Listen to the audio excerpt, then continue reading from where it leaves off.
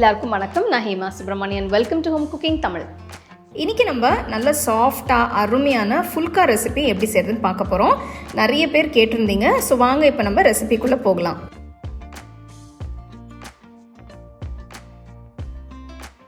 ஃபுல்கா பண்ணுறதுக்கு ஒரு பாத்திரத்தில் 2 கப் கோதுமை மாவு எடுத்திருக்கேன்.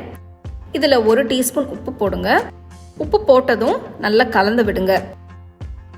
இப்போ கொஞ்சம் கொஞ்சமாக சுடு தண்ணியை சேர்த்து பிசைய ஆரம்பிக்கலாம். தண்ணி ரொம்ப சூடாக இருக்கக்கூடாது, மிதமான சூடில் இருக்கணும். சுடு தண்ணி சேர்க்கறதுனால புல்கா ரொம்ப சாஃப்டாக வரும். இப்போ இதை 10 நிமிஷத்துக்கு நல்லா பிசைஞ்சுக்கோங்க. 10 நிமிஷத்துக்கு அப்புறம் பார்த்தீங்கன்னா மாவு நல்லா சாஃப்ட் ஆயிடுச்சு. இப்போ இதை ஒரு ஈரத்துணியில் மூடி 30 நிமிஷத்துக்கு ஊற விடுங்க.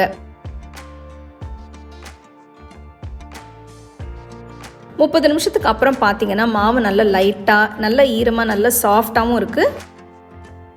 இதை இன்னும் 2 நிமிஷத்துக்கு நல்லா பிசைங்க. அடுத்து மாவை சின்ன சின்ன உருண்டைகளாக உருட்டிக்கோங்க.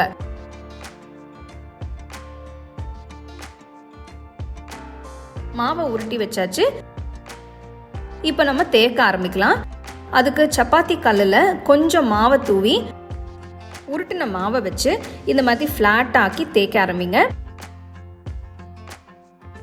உங்களுக்கு ரவுண்டாக தேய்க்க வரலன்னா நீங்கள் ஒரு ரவுண்ட் ஷேப் மூடியை வச்சு கட் பண்ணி எடுத்துக்கலாம். மாவு ரொம்ப மெலிசாவும் தேய்க்கக்கூடாது, அதுக்காக ரொம்ப திக்காகவும் தேய்க்கக்கூடாது. பாருங்கள், இந்த மாதிரி தேய்க்கணும்.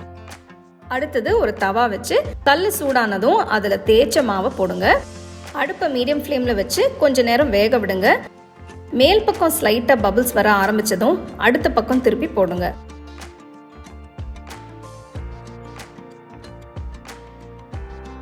இப்போ எடுத்துட்டு நேராக அடுப்பில் வைங்க. அடுப்பில் வைக்கும்போது எந்த பக்கம் கொஞ்ச நேரம் வேக வச்சோமோ அந்த சைடு கீழ்ப்பக்கம் இருக்கிற மாதிரி வைங்க.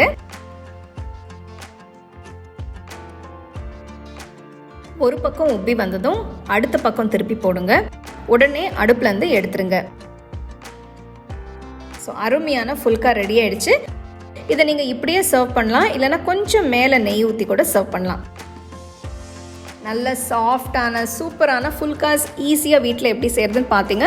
இது நீங்கள் உங்களுக்கு விருப்பமான சைட் டிஷ் வச்சு நீங்கள் சர்வ் பண்ணலாம். ஸோ கண்டிப்பாக இந்த ரெசிபி நீங்கள் ட்ரை பண்ணி ரசித்து சாப்பிடுங்க.